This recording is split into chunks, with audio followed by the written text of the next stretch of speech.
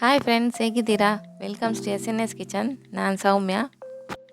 ಇವತ್ತು ನಾನು ರವಾ ರೊಟ್ಟಿ ಹೇಗೆ ಮಾಡೋದಂತ ನಿಮ್ಮ ಜೊತೆ ಶೇರ್ ಮಾಡ್ತಾ ಇದ್ದೇನೆ. ಫ್ರೆಂಡ್ಸ್, ಯಾರಾದರೂ ನನ್ನ ಚಾನಲ್ನ ಸಬ್ಸ್ಕ್ರೈಬ್ ಮಾಡದಿದ್ದರೆ ಈಗಲೇ ಸಬ್ಸ್ಕ್ರೈಬ್ ಮಾಡಿ, ಹಾಗೆಯೇ ಬೆಲ್ ಬಟನನ್ನು ಕೂಡ ಒತ್ತಿ.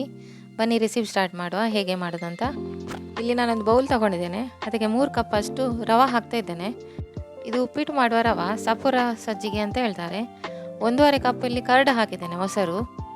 ನಂತರ ಸ್ವಲ್ಪ ಉಪ್ಪು ಟೇಸ್ಟಿಗೆ, ಸ್ವಲ್ಪ ನೀರು ಹಾಕಿ ಇದೊಂದು 10 ನಿಮಿಷ ಮುಚ್ಚಳ ಮುಚ್ಚಿ ಹೀಗೆ ಮಿಕ್ಸ್ ಮಾಡಿ ಇಡುವ. ರವೆ ಚೆನ್ನಾಗಿ ನೀರನ್ನೆಲ್ಲ ಎಳ್ಕೊಳ್ತದೆ. ಇಲ್ಲಿ ನಾನು ಮೈದಾ ಹಾಕ್ತಾ ಇದ್ದೇನೆ 1 ಕಪ್ಪು. ಮೈದಾ ಇಲ್ಲದಿದ್ದರೂ ಸ್ಕಿಪ್ ಮಾಡ್ಬೋದು, ತೊಂದರೆ ಇಲ್ಲ. ನೀರು ಹಾಕಿ ಕನ್ಸಿಸ್ಟೆನ್ಸಿ ನೋಡಿಕೊಂಡು ಮುಚ್ಚಳ ಮುಚ್ಚಿ ಒಂದು 10 ನಿಮಿಷ ಸೈಡಲ್ಲಿ ಇಡುವ. ಇದಕ್ಕೆ ಈಗ ಒಂದು ಒಗ್ಗರಣೆ ರೆಡಿ ಮಾಡುವ. ಆಯಿಲ್ ಇಟ್ಟಿದ್ದೇನೆ ಬಿಸಿ ಆಗಲಿಕ್ಕೆ. ನಂತರ ಇದಕ್ಕೆ ಸಾಸಿವೆ 2 ಟೇಬಲ್ ಸ್ಪೂನ್ ಅಷ್ಟು ಆಯಿಲ್ ಬಿಸಿ ಆದ ನಂತರ ಹಾಕಿ. ನಂತರ 1 ಟೇಬಲ್ ಸ್ಪೂನ್ ಅಷ್ಟು ಜೀರಿಗೆ, ಸ್ವಲ್ಪ ಕರಿಬೇವು ಸೊಪ್ಪು, 1 ಟೇಬಲ್ ಸ್ಪೂನ್ ಅಷ್ಟು ಎಳ್ಳು, ಬಿಳಿ ಎಳ್ಳು ಹಾಕಿದ್ದೇನೆ. ಎಳ್ಳು ಇಲ್ಲದಿದ್ದರೆ ಸ್ಕಿಪ್ ಮಾಡ್ಬೋದು, ಜೀರಿಗೆ ಸಾಸಿವೆ ಸಾಕು. ರೆಡಿ ಮಾಡಿದ ಒಗ್ಗರಣೆಯನ್ನು ಮಿಕ್ಸ್ ಮಾಡಿದ ರವಾಕ್ಕೆ ಹಾಕ್ತಾ ಇದ್ದೇನೆ. ನೆಕ್ಸ್ಟ್ ಇದಕ್ಕೆ ಒಂದು 2 ದೊಡ್ಡ ಈರುಳ್ಳಿ, 1 ಟೊಮೆಟೊ, ನಂತರ ಒಂದು ಕಾಯಿಮೆಣಸು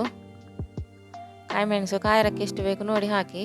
ನೆಕ್ಸ್ಟ್ ಒಂದು ತುರಿದ ಕ್ಯಾರೆಟ್, ಸ್ವಲ್ಪ ಕೊತ್ತಂಬರಿ ಸೊಪ್ಪು, ಇದನ್ನು ಹಾಕಿ ಸ್ವಲ್ಪ ಮಿಕ್ಸ್ ಮಾಡುವ.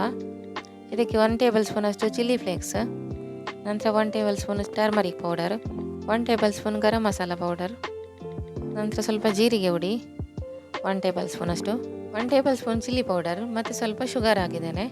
ಬೇಡದಿದ್ದರೆ ಸ್ಕಿಪ್ ಮಾಡ್ಬೋದು, ಸಕ್ಕರೆ. ನಂತರ ಸ್ವಲ್ಪ ನೀರು ಹಾಕಿ ಕನ್ಸಿಸ್ಟೆನ್ಸಿ ನೋಡಿಕೊಂಡು ಅಡ್ಜಸ್ಟ್ ಮಾಡಿ. ಬ್ಯಾಟರ್ ತುಂಬ ತೆಳುನೂ ಆಗಬಾರ್ದು, ತುಂಬ ಗಟ್ಟಿನೂ ಆಗಬಾರ್ದು, ಮೀಡಿಯಮಲ್ಲಿ ಇರಬೇಕು. ಒಂದು ಕಾವಲಿ ತಗೊಂಡು ಅದು ಬಿಸಿ ಆದ ನಂತರ 2 ಚಮಚದಷ್ಟು ಹಿಟ್ಟು ತಗೊಂಡು ಈ ಥರ ಹಾಕಬೇಕು. ಗ್ಯಾಸನ್ನು ಮೀಡಿಯಮ್ ಫ್ಲೇಮಲ್ಲಿ ಇಡಿ. ಹಿಟ್ಟನ್ನು ಕಾವಲಿಗೆ ಹಾಕುವಾಗ ಈಗ ಎಣ್ಣೆ ಹಾಕಲಿಕ್ಕಿಲ್ಲ, ಲಿಡ್ ಕ್ಲೋಸ್ ಮಾಡಿ ಈಗ ಸ್ವಲ್ಪ ಹೊತ್ತು ಕಾಯಿಸುವ. 1-2 ನಿಮಿಷ ಆದ ನಂತರ ಇದರ ಮೇಲೆ ಸ್ವಲ್ಪ ಎಣ್ಣೆ ಹಾಕಬೇಕು. 3 to 4 ಮಿನಿಟ್ಸ್ ಬೇಕಿದು ಕಾಯಲಿಕ್ಕೆ. ಮಗುಚಿ ಹಾಕಬೇಕು.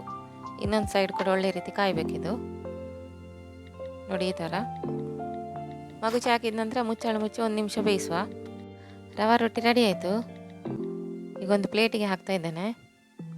ಇದೇ ಥರ ಎಲ್ಲ ಬ್ಯಾಟರನ್ನು ಹಾಕಿ ಬಿಸಿ ಬಿಸಿಯಾಗಿ ತಿನ್ನಲಿಕ್ಕೆ ಇದು ಸೂಪರ್ ಆಗಿರ್ತದೆ.